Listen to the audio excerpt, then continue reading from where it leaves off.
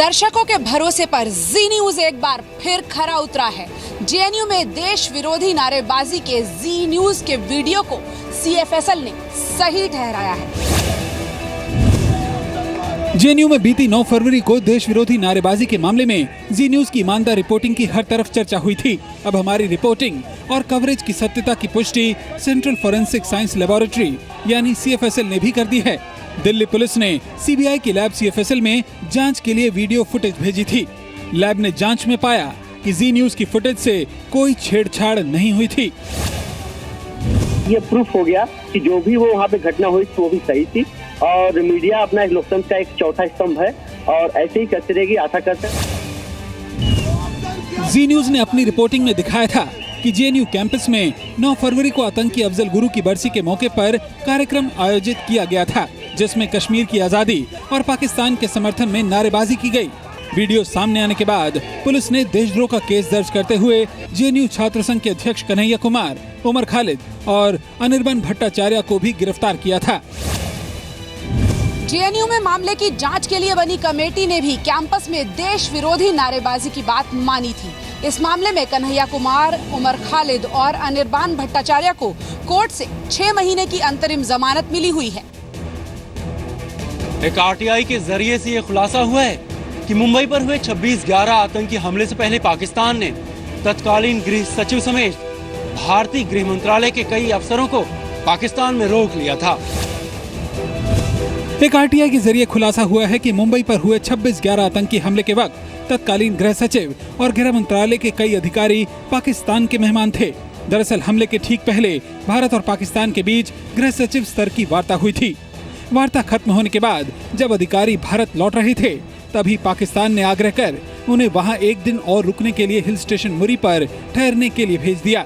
पाकिस्तान में रोके गए अधिकारियों में तत्कालीन गृह सचिव मधुकर गुप्ता भी शामिल थे। कहा भाई मरी में किया है, हम तो इस्लामाबाद में रह रहे थे और हमें अगले रोज जाना था, तो हमें लगा थोड़ा सा कि भाई मरी जाने का क्या है, बट इन्होंने इंतजाम किया था, वहां हम चले गए। पाकिस्तान ने इस दौरान भारतीय अफसरों को ये भी कहा कि वो 27 नवंबर से पहले गृह मंत्री से बात नहीं कर सकते क्योंकि वो यात्रा पर हैं। 26/11 हमले के वक्त भारतीय गृह सचिव को हिल स्टेशन भेजना पाकिस्तान की सोची समझी रणनीति का हिस्सा था। पाकिस्तान जानता था कि अगर गृह सचिव पाकिस्तान में होंगे तो भारत को आतंकियों के खिलाफ रणनीति बनाने में दिक्कत आएगी। जी न्यूज पर यूपी के कैराना की खबर दिखाए जाने का बड़ा असर हुआ है। राष्ट्रीय मानवाधिकार आयोग ने यूपी के मुख्य सचिव और डीजीपी को नोटिस भेजकर 4 हफ्तों में हिंदुओं के पलायन से जुड़े मामले पर जवाब मांगा है। कैराना से हिंदुओं के पलायन की खबर जी न्यूज पर दिखाए जाने के बाद एनएचआरसी ने यूपी की अखिलेश सरकार, मुख्य सचिव और डीजीपी को नोटिस जारी कर 4 हफ्तों में जवाब मांगा है। वहीं कैराना से एक महिला के अपहरण और 2 व्यापारियों की हत्या की शिकायत मामले में एनएचआरसी ने डीआईजी इन्वेस्टिगेशन से 2 हफ्ते में रिपोर्ट देने को कहा है।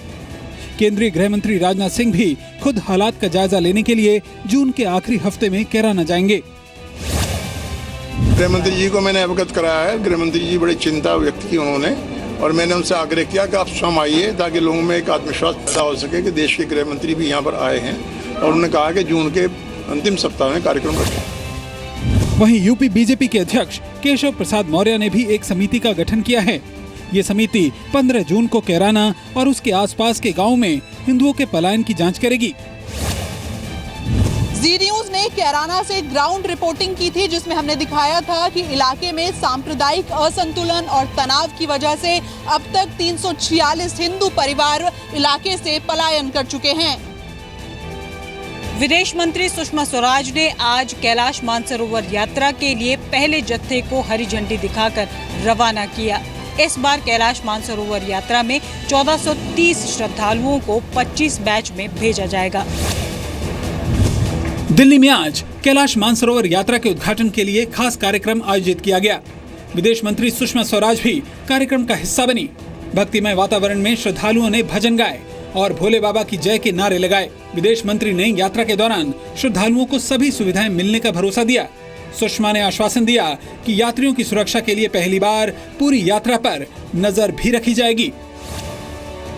हम लगातार आपकी यात्रा को ट्रैक कर सकेंगे उसके फ़ोन के माध्यम से कि कहीं किसी यात्री को कोई कठिनाई तो नहीं हुई, कहीं कोई और बात तो नहीं, कहीं कोई चिकित्सा के लिए तुरंत भेजना है तो हम वो उसकी भी व्यवस्था कर सकेंगे।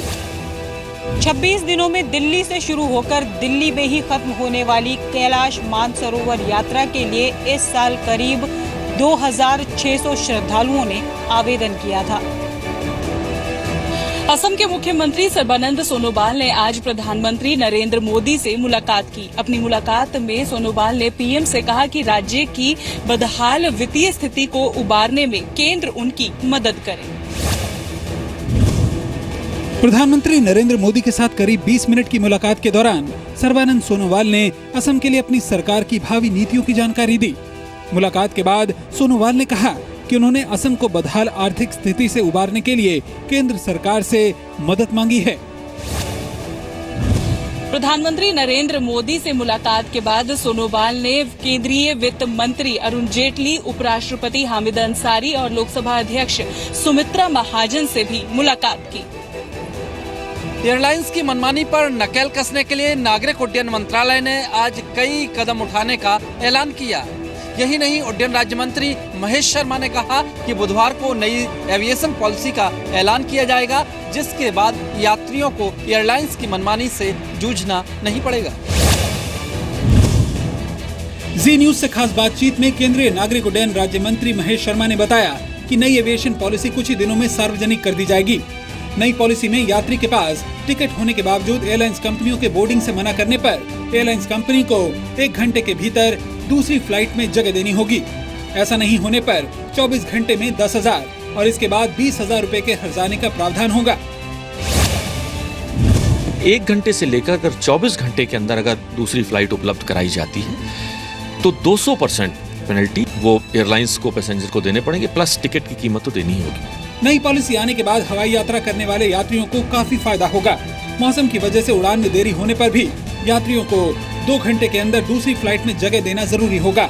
इसके अलावा चेक्ड इन बैगेज के संबंध में एयरलाइनें ज्यादा सामान ले जाने वाले यात्रियों से अधिकतम 100 रुपए प्रति किलो ही चार्ज वसूल पाएंगी। नई पॉलिसी के मुताबिक टियर 2 और टियर 3 शहरों की कम दूरी की यात्रा बेहद सस्ती हो जाएगी।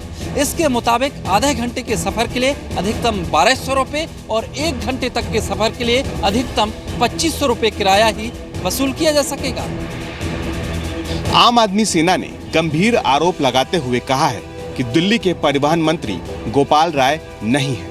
आम आदमी सेना के मुताबिक राजधानी दिल्ली के असली परिवहन मंत्री सीएम अरविंद केजरीवाल के करीबी गोपाल मोहन हैं। दिल्ली के जंतर मंतर पर आज आम आदमी सेना ने परिवहन विभाग की बैठक के दस्तावेजों का हवाला देकर कई गंभीर आरोप लगाए। आम आदमी सेना ने दावा करते हुए आरोप लगाया कि परिवहन मंत्रालय और विभाग के अधिकारी गोपाल राय को नहीं बल्कि गोपाल मोहन को रिपोर्ट करते हैं। आम आदमी सेना ने दावा किया कि पहले गोपाल मोहन केजरीवाल के घर पर चाय बनाया करते थे। गोपाल राय क्यों इस्तीफा देना चाहते हैं पता है आपको?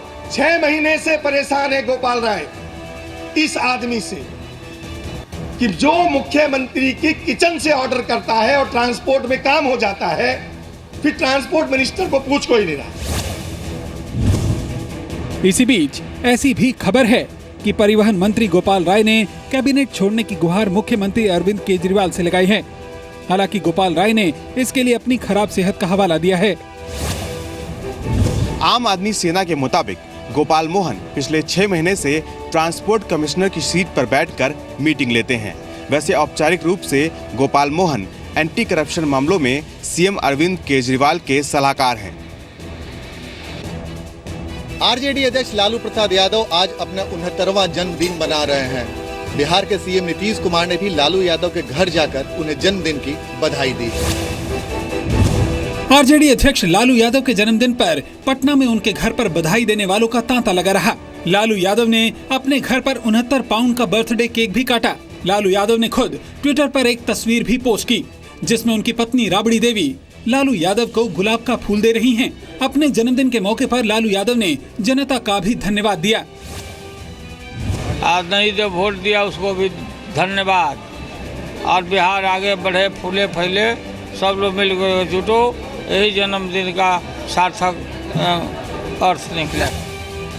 केंद्रीय रक्षा मंत्री मनोहर पर्रिकर ने बड़ा बयान देते हुए कहा कि पाकिस्तान सिर्फ और सिर्फ भारत की तबाही चाहता है।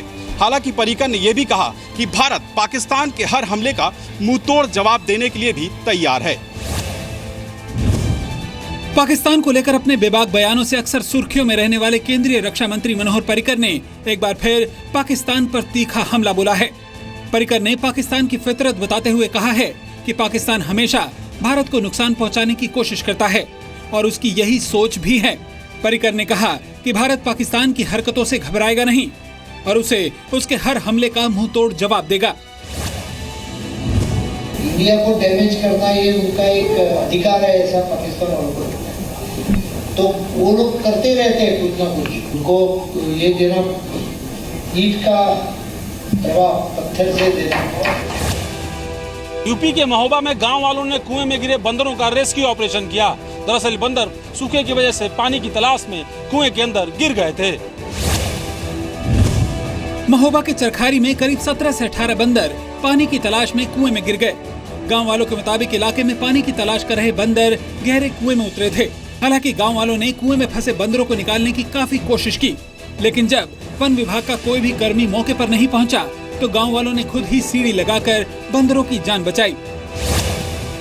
पानी की दिक्कत है तो बंदर तो प्यासों तड़प रहे हैं और कुओं की तरफ भाग रहे, कूद रहे। कुएं में काल गिरे थे, कुएं में 13-14 बंदर आज भी गिरे। मुंबई पुलिस ने एक बाबा के आश्रम पर छापा मारकर 28 लोगों को छुड़ाया है। छुड़ाए गए लोगों में से 12 नाबालिग हैं। आश्रम के बाबा पर बच्चों के शोषण का आरोप है। मुंबई के कांदिवली के ठाकुर कॉम्प्लेक्स जैसे रिहायशी इलाके में बने इस बंगले को एक आश्रम के तर्ज पर इस्तेमाल किया जा रहा था। मुंबई पुलिस ने शुक्रवार को यहां छापा मारकर तकरीबन 28 लड़कों का रेस्क्यू किया, जिसमें से 12 नाबालिग बताए जा रहे हैं। पुलिस के मुताबिक एक बच्चे के परिवार वाले ने बच्चों के साथ शोषण को लेकर शिकायत दर्ज कराई थी। पुलिस ने आश्रम के पाखंडी बाबा को भी हिरासत में ले लिया है। 2 अरेस्ट किए हैं, भगवान दास तिवारी, देवेंद्र मनोज दुबे, 2 जन को अरेस्ट किया है। बाकी के इंक्वायरी इन्वेस्टिगेशन चल रहा है।